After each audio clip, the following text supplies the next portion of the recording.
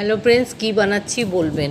এটা হচ্ছে পালং শাক বোটা কেটে ভালো করে ধুয়ে সেদ্ধ করে রাখা। এবার আমি চিকেনগুলোকে একটু ম্যারিনেট করে নিয়েছিলাম, একটু লেবুর রস আর আদা রসুন বাটা দিয়ে অল্প নিয়েছি। এটাকে সাদা তেলে ভালো করে ভেজে নিলাম।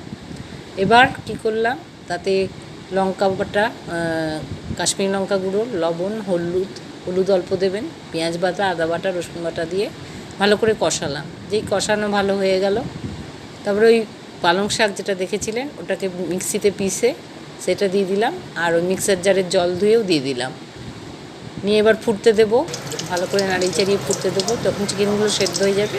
এবার ফোড়ন দেবো, কড়াই থেকে নামিয়ে এবার কড়াইয়ে দিলাম একটুখানি গোটা জিরে আর একটু মেথি ফোড়ন দিলাম, আর গোটা গরম মশলা ভালো করে নাড়িয়ে চাড়িয়ে এই চিকেন আর পালং শাকের গ্রেভিটা দিয়ে দিলাম, নাড়িয়ে নিলাম।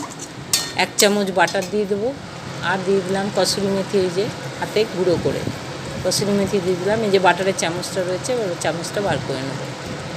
এবার ভালো করে মিশিয়ে নেব ওগুলো, রঙটা দেখে নেব, চেখে নেব, নিয়ে পরিমাণ মতো দেবো। হলুদ কিন্তু কমই হবে। রঙটা দেখুন কাঁচা কাঁচা গ্রিন কালারটা একদম চলে গেছে সেদ্ধ হওয়ার পর পালং শাক। তো এই রকম ব্যাপার হয়ে গেল তৈরি। এটা কি তৈরি করলাম বলুন, খেতে খুব টেস্টি হয়। লুচি, পরোটা আর ফ্রাইড রাইস দিয়ে তো দারুণ লাগে, ভাত দিয়েও ভালো লাগে। সাথে থাকবেন। নমস্কার বন্ধু।